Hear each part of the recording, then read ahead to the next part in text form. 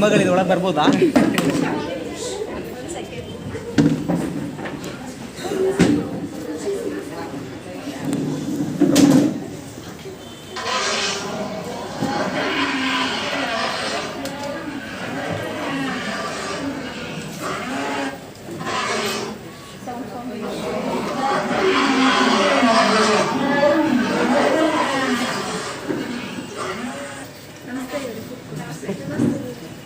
ಯಾರು ಇಲ್ವಾ ಈ ಕ್ಲಾಸಲ್ಲಿ?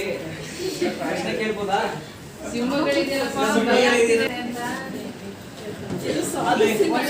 ಒಳ್ಳೆ ಸಿಂಹಗಳ ಇದು.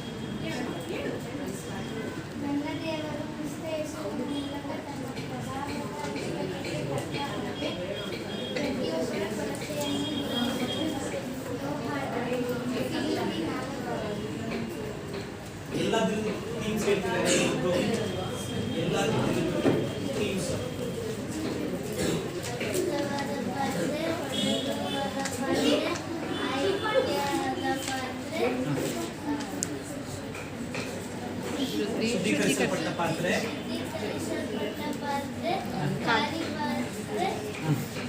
ತುಂಬಿದ ಪಾತ್ರೆ, ಅಮೂಲ್ಯವಾದ ಪಾತ್ರೆ,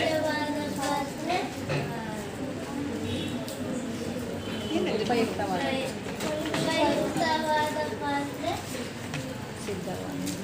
ಸಿದ್ಧವಾದ ಅದೆಲ್ಲ ಆಂಟಿನೇ. कौन है राजा, कौन है राजा का राजा, कौन है दुनिया का बादशाह, यीशु है उसका नाम, यीशु है उसका नाम, तो करो जय जयकार, तो करो जय जयकार, तो करो जय जयकार, तो करो जय जयकार। पानी में चलता है,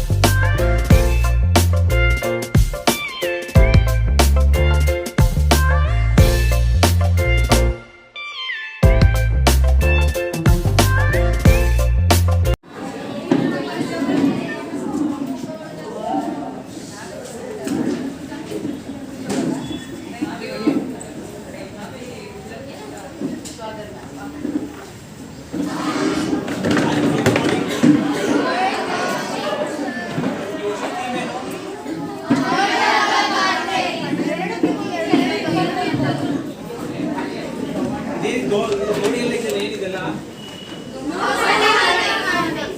ನಿಮ್ಮ ಕ್ಲಾಸ್ ಹೆಸರು ನೋಹನ ನಾವೇನ ಇದು ಇದನ್ನು ನಾವು ಎಲ್ಲಿ ಹೋಗ್ಬೋದು ನಾವು ಅರರಟ್ಸಿಗೆ ಸತ್ಪುರುಷನ ಗತಿ ಸ್ಥಾಪನೆ ಯೆಹೋವನಿಂದಲೇ ಆಗಿದೆ. ಆತನು ಅವನ ಪ್ರವರ್ತನೆಯನ್ನು ಮೆಚ್ಚುತ್ತಾನೆ. ಕೀರ್ತನೆ 32. ಎರಡನೇದಿದ್ದು ದೇವರು ಲೋಕದ ಮೇಲೆ ಎಷ್ಟೋ ಪ್ರೀತಿಯನ್ನು ತನ್ನ ಒಬ್ಬನೇ ಮಗನನ್ನು ಕೊಟ್ಟನು. ಆತನನ್ನು ನಂಬುವವರು ಒಬ್ಬನಾದರೂ ನಾಶವಾಗದೆ ಎಲ್ಲರೂ ನಿತ್ಯ ಜೀವ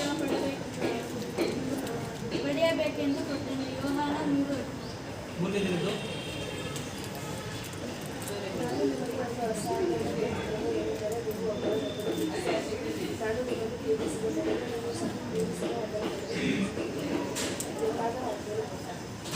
ನಾಲ್ಕನೇದಿದ್ದು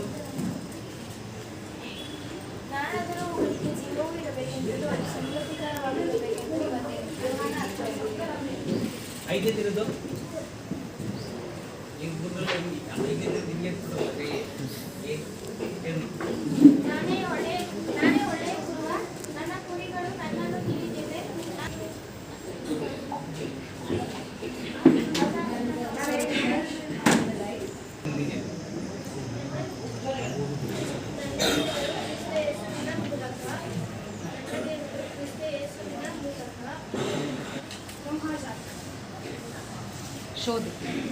ಶೋ ಮಾಡಿ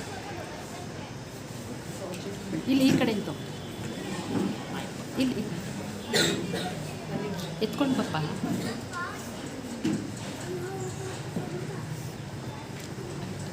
ಅಲ್ಲಿ ಡೆಮೋ ಹೇಳು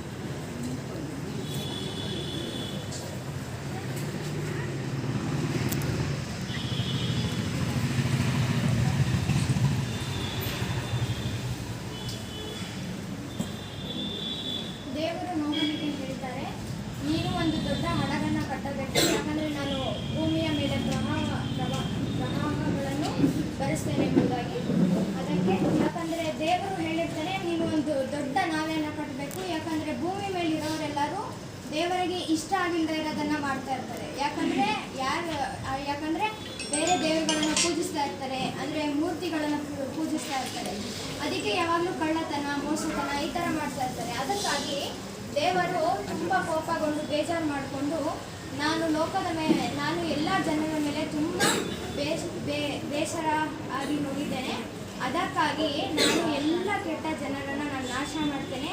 ಅದಕ್ಕಾಗಿ ನೀನು ತುಂಬ ನೀತಿವಂತನಾಗಿ ನನಗೆ ವಿಧೇಯನಾಗಿ ನಾನು ಕೊಡುವಂಥ ಎಲ್ಲ ಮಾತುಗಳನ್ನು ನೀನು ಕೇಳಿ ನಿನ್ನ ಜೀವನವನ್ನು ನಡೆಸ್ತಾ ಇದೆಯಾ.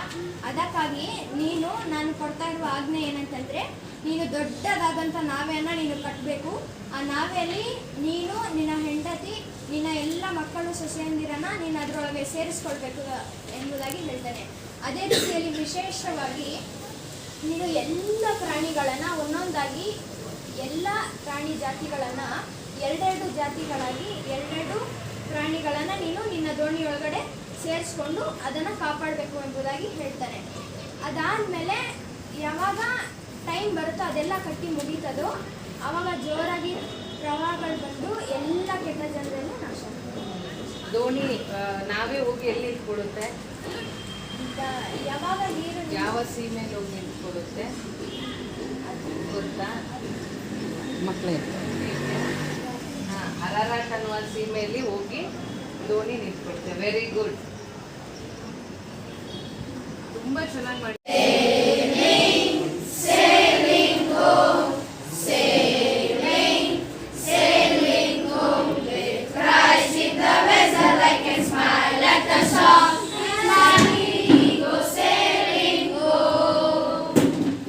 Okay, very good. ನಾವೆಲ್ಲಿರೋ ಪ್ರಾಣಿಗಳಿಗೆ